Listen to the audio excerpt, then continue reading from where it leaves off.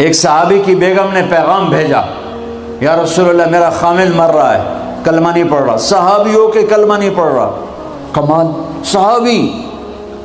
اب بھاگ کے گئے، ہم نے کہا بیٹا کلمہ پڑھ، پڑھوانے والے نبی، پڑھنے والا صحابی۔ کہا جی پڑھا نہیں جاتا، بول رہا ہے کلمہ نہیں پڑھا جا رہا۔ ہم نے کہا کیا ہو؟ کہا جی بس پڑھا نہیں جاتا۔ آپ نے فرمایا اس کے والدین میں کون زندہ ہے؟ کہا جی ماں زندہ ہے۔ تو آپ نے کہا اس کی ماں کو بلاؤ، اور ماں آ گئی۔ آپ نے فرمایا علقمہ کی ماں تو بیٹے سے ناراض تو نہیں؟ سننا بچوں، غور سے سننا، یہ بچیاں بھی غور سے سنو۔ کہا جی میں ناراض ہوں، ناراض ہوں۔ کہا تجھے کیا ناراضگی ہے؟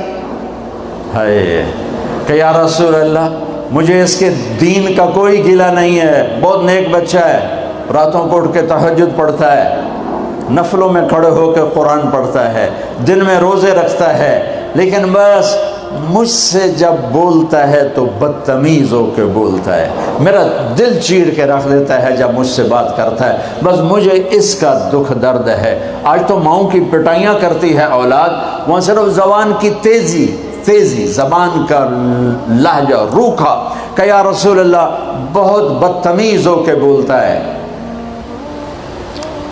آپ نے فرمایا معاف کرو گی؟ کہ جی نہیں چاہتا۔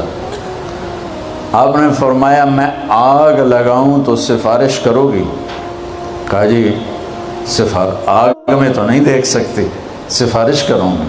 آپ نے فرمایا اگر تو نے معاف نہ کیا تو یہ مرتے ہی اللہ کی آگ میں جلے گا، اس کو صحابی ہونا بھی جہنم سے نہیں کوئی بچا سکتا۔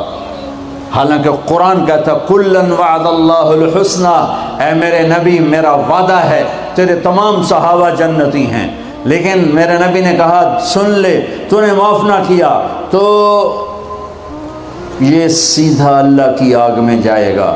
سفارش کرتی ہو، معاف کرتے ہو؟ کہا جی میں اب معاف کرتی ہوں۔ آپ نے کہا بیٹا لا الہ الا اللہ کہہ۔ اس نے کہا لا الہ الا اللہ، اور جان نکل گئی۔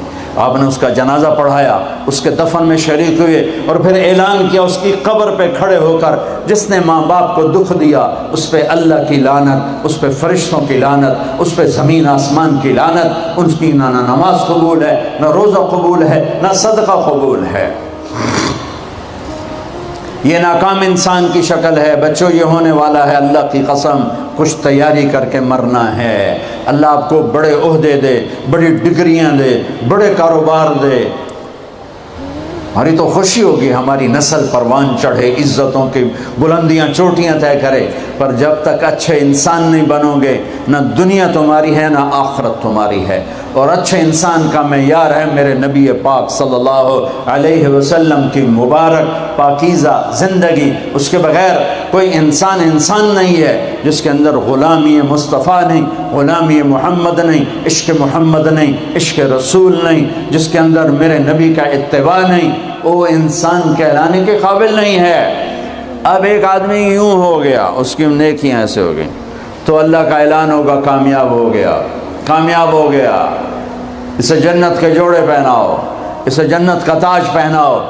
یہ جائے گا، یہ 5 فٹ کے قد میں، 6 فٹ کے قد میں، لیکن جب اللہ کہے گا کامیاب ہو گیا تو جنت کا جو ہائٹ ہے وہ 5 فٹ نہیں ہے، جنت کی ہائٹ 130 فٹ ہے۔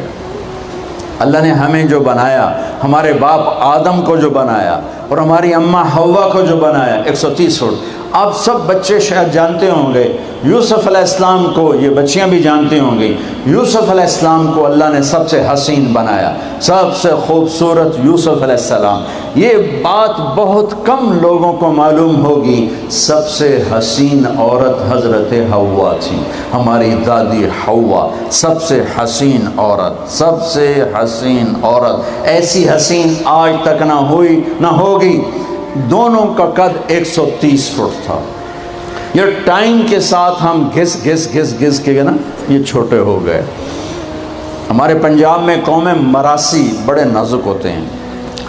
اس ذمہ دار نے مراسی سے کہا میرے گھوڑے کی مالش کر۔ مراسی نے اپنی مالش کبھی نہیں کی تھی، گھوڑے کی کہاں سے کرتا؟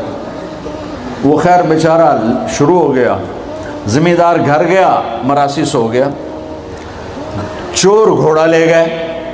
جب صبح اس کی آنکھ کھلی اس نے دیکھا گھوڑا تو ہے ہی نہیں۔